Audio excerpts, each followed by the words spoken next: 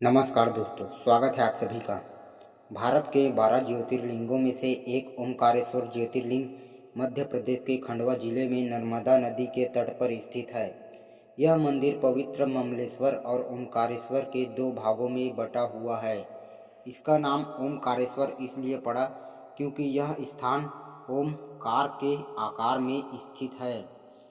बहुत प्राचीन काल की बात है। विंध्याचल पर्वत को यह गर्व था कि वह सबसे ऊंचा और महान पर्वत है, लेकिन जब उसे बताया गया कि मेरू पर्वत उससे बड़ा और पूजनीय है, तो वह ईर्ष्या से भर गया। उसने भगवान शिव की तपस्या करनी शुरू कर दी ताकि वह भी पूजनीय बन सके।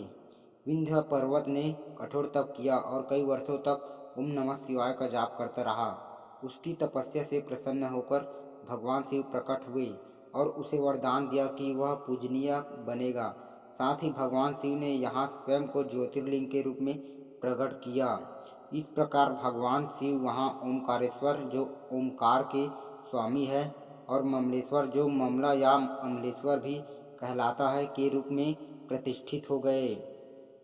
एक अन्य कथा के अनुसार एक बार नर्मदा और कावेरी नदियों में यह विवाद हुआ कि कौन श्रेष्ठ है। यह तय करने के लिए वे भगवान शिव के पास गई।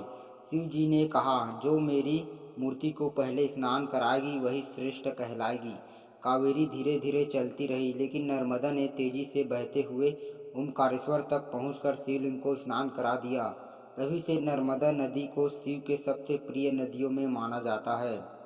ऐसा माना जाता है कि यह दर्शन करने से समस्त पाप कट जाते हैं। ओमकारेश्वर में हर साल लाखों श्रद्धालु महाशिवरात्रि और सावन महीने में आते हैं।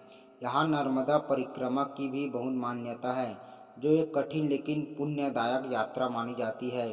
ओमकारेश्वर ज्योतिर्लिंग केवल एक तीर्थ स्थान नहीं, बल्कि आस्था, तपस्या और भक्ति का जीवंत प्रतीक है। यह स्थल इस बात का उदाहरण है कि यदि सच्चे मन से तप किया जाए तो भगवान स्वयं प्रकट होकर वरदान देते हैं।